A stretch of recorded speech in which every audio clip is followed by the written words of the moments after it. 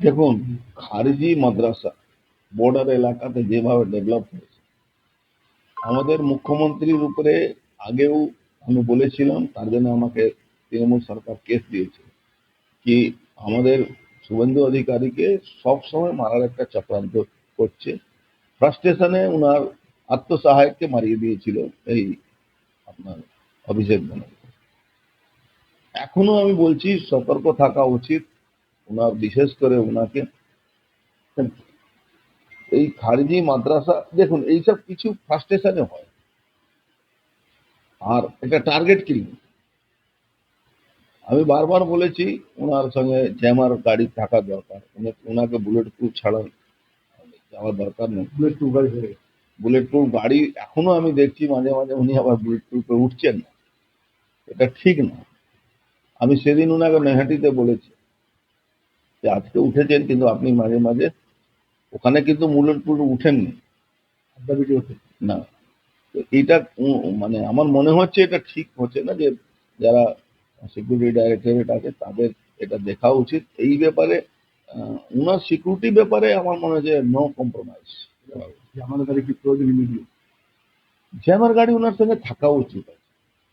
দেখুন, এই ধরনের লোক যেভাবে ওনার সিকিউরিটি চারদিক থেকে থাকে, ওনার যেটা আগেও বলেছি কি ছোটখাটোতে ওনার উপরে অ্যাটাক হবে না, ওনার উপরে বড় অ্যাটাক হবে।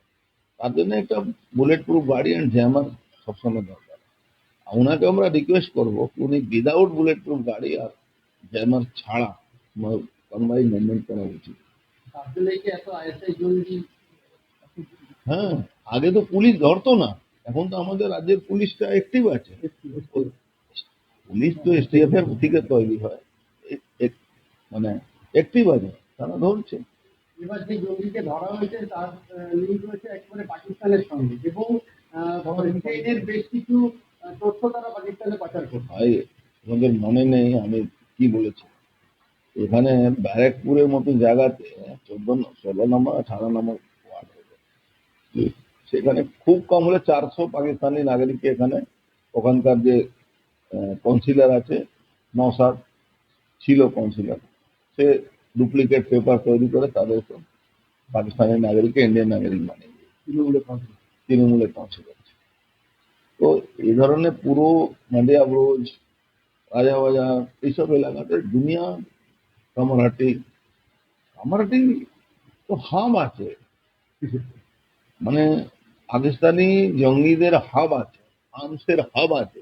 ওখানে একটা আনোয়ার বলে ক্রিমিনাল আছে, সেই পুরোপুরি মানে ওর কথাবার্তা আপনি দেখবেন সবটাই এরকম মানে ট্রেন্ড কথাবার্তা। সব হিন্দুদের জমি জোর করে দখল করে নিচ্ছে। 10,000 টাকার জিনিস 5,000 টাকা 2,000 টাকা দিয়ে দখল নিচ্ছে। ওই আনোয়ার তো তৃণমূল ছাড়া তো এরাদেরকে গতি ছিল না। এখনো এরা এদের বলে কেউ যদি ভরসা করবেন এই আনোয়ার আমুক লোক, মুখে সঙ্গে বাঁচতে তো বরাবরই পুলিশও অ্যাক্টিভ আছে, পুলিশও নজর রেখেছে। কামারহাটি, এদিকে জেসি রোড, এদিকে নয়া বাজার, এদিকে ওই নয়াটিতে নয়া বাজার, এই হাজিনগর, এইসব জায়গাতে নজরদারি। দেখুন, দুরকম এখানে মুসলিম আছে, একটা বাংলাভাষী মুসলিম, একটা হিন্দি উর্দু ভাষী। তো পাকিস্তানি যারা থাকবে তারা বেশিরভাগ এইসব জায়গা ধরে, আর ওই বাংলাভাষী যেখানে মুসলমান থাকে সেখানে ওই আনসুরুল্লাহ বাংলা, এই এখানে যে লোকাল এইগুলো আছে তারা অ্যাক্টিভ করে দিয়েছে।